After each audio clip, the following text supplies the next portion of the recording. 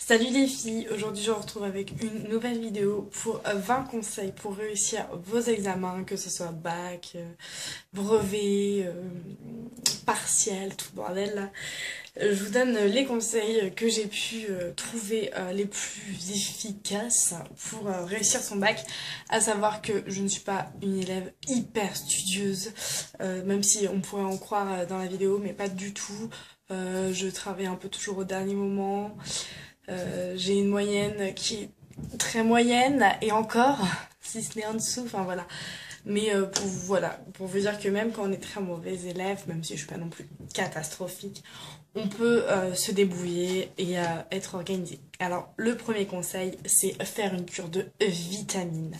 Tout simplement pour vous donner un peu plus de peps et d'énergie. Déjà qu'il a fait super moche en France en ce moment. Là on a quelques rayons de soleil. Youhou.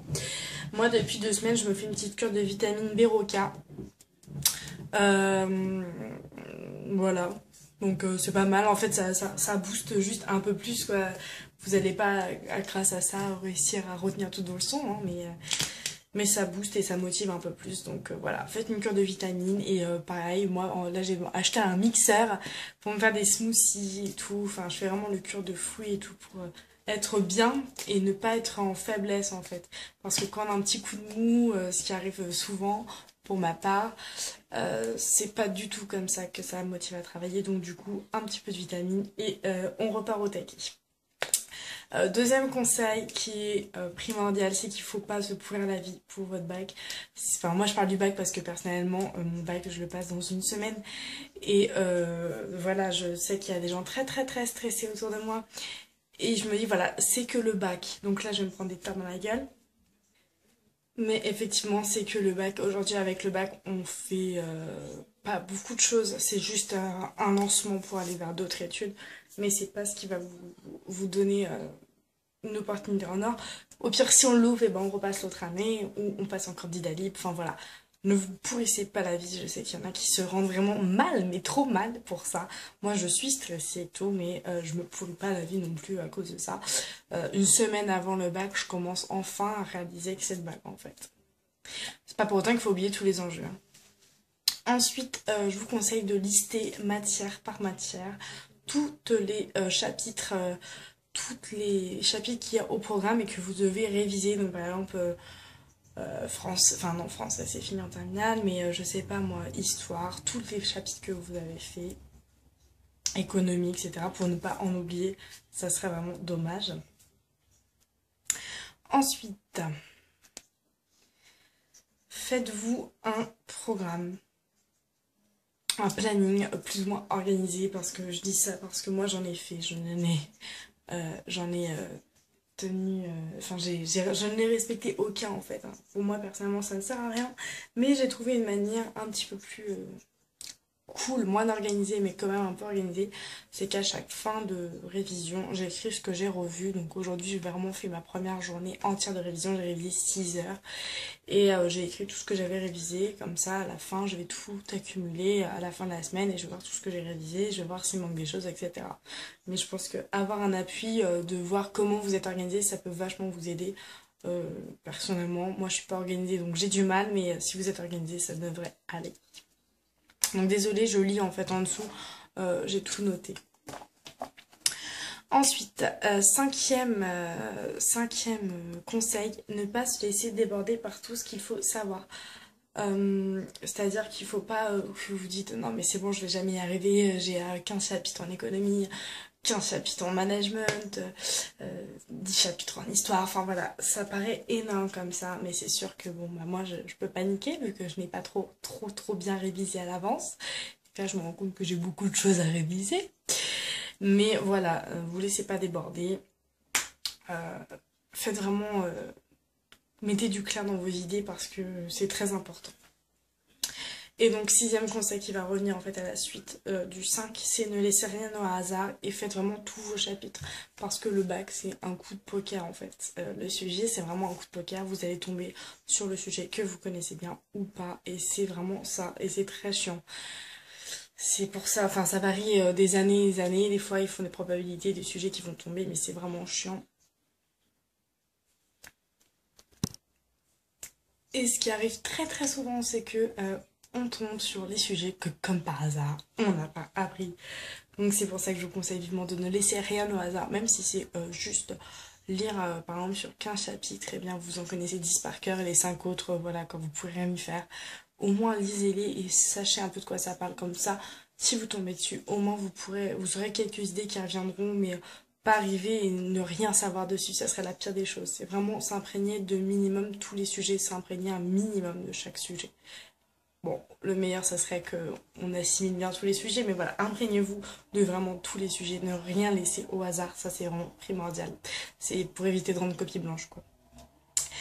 Septième conseil, variez votre temps de révision, c'est-à-dire que ne révisez pas 6 heures d'affilée. Moi aujourd'hui j'ai révisé 6 heures, mais j'ai fait une pause au repas avec ma mère, j'ai fait une pause téléphone, Facebook, Twitter, etc. J'ai fait... Enfin, je fais des petites pauses, quoi. Moi, je vous ai donné des exemples de mes pauses, mais il y a d'autres pauses. Par exemple, s'il fait beau et que vous avez un jardin, allez bronzer 2 heures sur votre jardin. Enfin, 2 heures, c'est peut-être un peu trop. Mais voilà, divertissez-vous, regardez la télé, je sais pas. Mais restez pas 5 heures d'affilée à réviser, ça va être inefficace, ça va vraiment pas être productif du tout. Huitième conseil, appuyez-vous sur plusieurs références. C'est-à-dire que appuyez-vous sur vos cours, ça c'est la base, mais aussi sur internet, sur vos anabacs, sur vos livres de révision. Pour vraiment, par exemple, sur une définition, sur un thème ou sur un chapitre, s'appuyer sur le maximum de notions qui rassemblent vraiment, qui parlent de la même chose, mais pour voilà, avoir peut-être des explications qui sont plus compliquées, par exemple dans vos cours, mais plus simples dans les anabacs, enfin voilà, pour avoir un maximum de différences d'explications, d'exercices, etc. Pour que vous trouviez vraiment ce qui vous convient le mieux, et peut-être que plus vous avez de définitions, plus vous allez bien assimiler la chose. Neuvième conseil, faire des fiches au fur et à mesure. Donc ça c'est un conseil à prendre tout au long de l'année, à chaque fin de chapitre ou à chaque fin de cours. Le soir quand vous rentrez chez vous, vous faites des fiches. Bon, moi j'ai jamais fait ça. Enfin, j'ai essayé les 3 premiers mois et encore, je suis gentille, j'ai pu les 3 premières semaines. Mais donc voilà, faites des fiches au fur et à mesure. C'est vraiment une méthode, je pense, qui est très très bien parce que moi aujourd'hui, je me retrouve à faire mes fiches à la va-vite. Enfin, à la va-vite, je me retrouve à faire mes fiches, mais bon, c'est une perte de temps, mes fiches auraient déjà dû être faites en fait. Mais voilà, même si voilà, vous ne les avez pas encore faites, bah faites des fiches, c'est bien clair, précis, et vous rassemblez le maximum d'idées, et des idées bien sûr primordiales dans les fiches. Mais ça ne suffit pas bien sûr, il faut avoir des connaissances par-dessus les fiches, parce que en général, les fiches, elles sont comme ça, et on rassemble le maximum d'idées, du coup on abrège un peu, mais il faut savoir rentrer dans les détails en fait, et argumenter. C'est ça la complexité. Dixième conseil, ne pas hésiter à surligner avec des couleurs. Moi j'ai, je sais pas si on va le voir ici, non, j'ai une petite boîte avec plein de stabilos et je souligne tout quand je fais mes fiches. Par exemple, le rose c'est pour les dates, le orange c'est pour les conséquences, le vert c'est pour les formules, enfin voilà. Faites-vous des codes couleurs et vraiment, si vous avez un texte où il n'y a que des choses écrites, genre par exemple là, vous allez beaucoup plus avoir du mal à assimiler que si vous surlignez les trucs importants avec un code couleur. Franchement, déjà les idées dans vos têtes se font vraiment plus claires. Onzième conseil, classez vos documents officiels, tout ce qui est convocation de bac ou convocation d'examen, peu importe ce que c'est, carte d'identité, etc. Mettez-les dans un endroit bien à part, parce que moi, l'année dernière, j'avais perdu ma convocation, en panique, je l'ai recherchée. Cette année, j'ai perdu une convocation orale, en panique, 1 heure avant, j'ai tout recherché, enfin c'est vraiment la galère, du coup je me suis pas fait avoir pour cette fois-ci. J'ai pris un lutin et dans le lutin j'ai mis convocation et carte d'identité, enfin ma carte d'identité je l'ai pas encore mise, excusez-moi il y a cette petite mèche qui m'embête, je l'ai pas encore mise ma carte d'identité mais voilà, je vais la mettre comme ça, voilà, c'est bien à part et vous êtes sûr de pas les perdre parce que ça vous fait un stress en moins à la dernière minute chercher partout. 12e conseil, organisez votre trousse. Alors vous allez dire, mais les conseils sont peut-être pas forcément dans l'ordre, mais bon. Organisez votre trousse, c'est-à-dire que le jour du bac, ouvrez pas votre trousse telle qu'elle était toute l'année. Parce que moi, perso, ma trousse telle qu'elle était toute l'année, il y a plein de papiers dedans, des mots. Enfin bon, je passe plus des petits mots, mais voilà, des papiers, des crayons, des boutons, des trucs, des agendas qu'on déchire, des cartouches vides, enfin voilà, c'est le bordel. Je vous conseille vraiment de mettre des surligneurs, plein de stylos de couleurs. vraiment pour pouvoir bien tout surligner. Notamment les textes en anglais, vraiment bien les surligner. Voilà, donc dans votre trousse, ayez vraiment le maximum de couleurs. Crayon à papier bien taillé avec crayon à papier. Si vous prenez un stylo plume, mettez plein de cartouches parce que moi, je me suis retrouvée au bac blanc au mois de février avec plus d'encre dans ma cartouche. Donc j'écris au stylo plume, puis après je suis mis au stylo bic. Mon stylo bic me lâche, enfin c'est la catastrophe. Donc vraiment prévoyez votre trousse histoire de ne rien manquer. 13e conseil, c'est n'hésitez pas pour vos révisions à vous faire aider par vos proches, vos amis, peut-être des profs particuliers aussi. Enfin voilà, par du monde. Moi par exemple, j'ai ma cousine qui m'a passé ses classeurs parce qu'elle a fait la même option que moi. Et ça aide beaucoup d'avoir les cours des autres, elle m'a fait même des petits cours et tout. Enfin, ça aide vraiment beaucoup de quelqu'un qui vous explique bien, qui vous ressent vos idées, histoire de dire, ouais, attention, est-ce que je vais dans n'importe quoi ou est-ce qu'on est bien sur la même longueur d'onde. Donc voilà, ça c'est assez important, je trouve. 14e conseil, ce serait pas mal, je pense, moi ça m'aide, de savoir les coefficients de chaque matière et les heures à passer en salle en fait. Donc, par exemple, moi j'ai 4 heures pour mon épreuve communication des ressources humaines, donc c'est GRH, j'ai 4 heures et c'est coefficient, ouais je vais dire une bêtise, coefficient 7. Coefficient 7 l'écrit, et ça dure 4 heures, voilà, de bien savoir quelle heure, chaque matière, quelle heure et quel coefficient. Moi, philosophie, c'est 4 heures, c'est coefficient 3. Enfin voilà, je pense que c'est histoire de vous cibler, j'ai tant d'heures pour m'organiser, et est-ce que je dois mettre énormément d'importance dans mes révisions, sachant que c'est coefficient 2, alors que j'ai une matière qui vaut coefficient 7. Voilà, variez vraiment l'importance de vos révisions aussi. C'est assez important. 15e conseil, faire au moins chez vous, dans vos révisions, moi c'est ce que j'ai commencé à faire aujourd'hui, un sujet type bac de chaque matière. Aujourd'hui j'ai fait un sujet type bac économie droit et un sujet type bac anglais.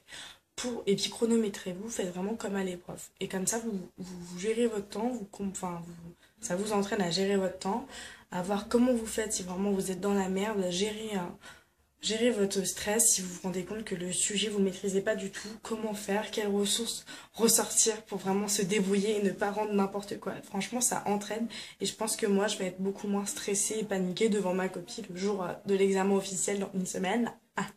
Vraiment, faites ça, je pense que c'est un bon conseil et c'est vraiment une méthode d'entraînement parfaite. 16e conseil, savoir gérer votre temps. Donc le jour de l'examen, ayez une montre, c'est vraiment primordial. Même moi, j'espère que je vais pas oublier parce que les conseils que je vous donne, faut-il encore que je les applique tous. Mais vraiment, prenez une montre parce que demander l'heure toutes les 3 secondes au prof, c'est un peu chiant, ça déconcentre les autres autour et tout.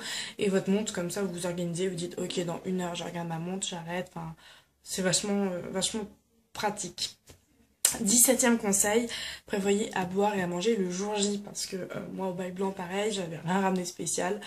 Quand vous voyez tout le monde avec vos bouteilles d'eau et vos barres de céréales ou leurs trucs à manger ou leurs canettes de coca, trucs de jus d'orange, vous dites ouais c'est bon, vous allez pas avoir faim et au bout d'un moment à force de réfléchir et tout, vous avez bien envie de boire un coup ou même de manger une petite barre pour vous faire penser à autre chose et tout.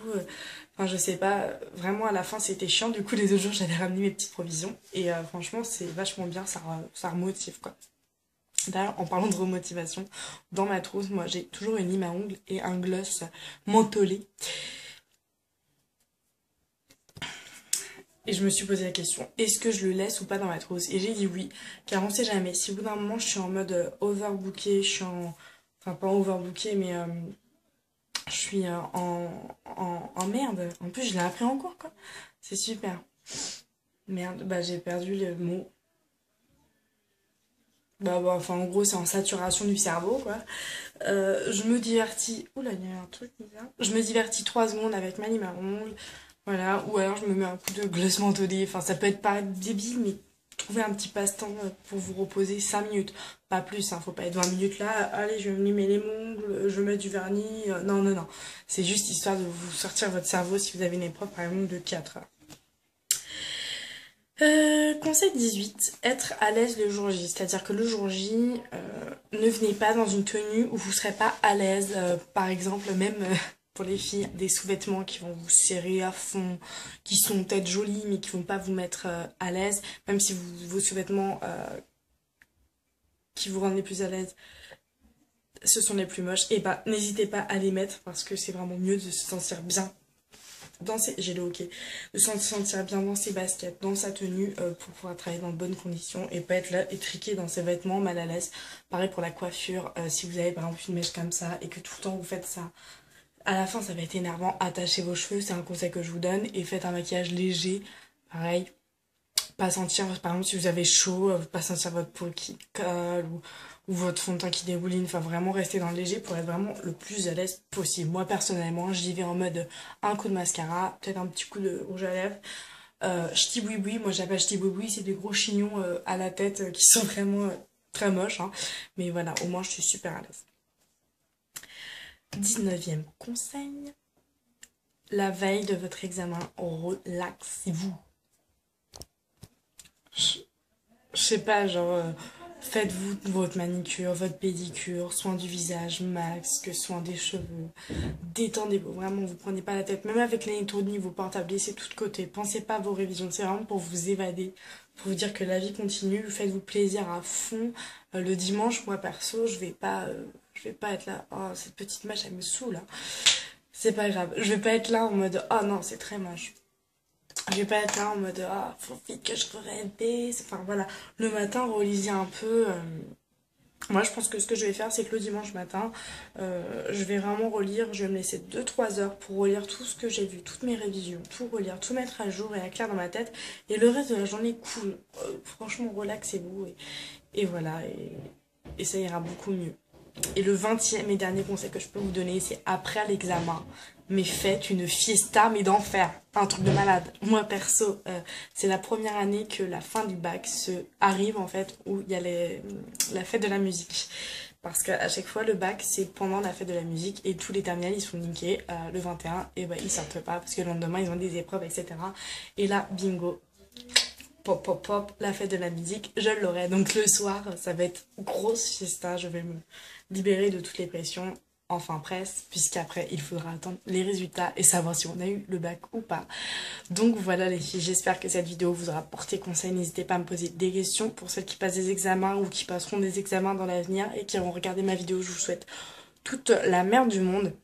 Je vous fais des gros bisous et je vous dis à très bientôt.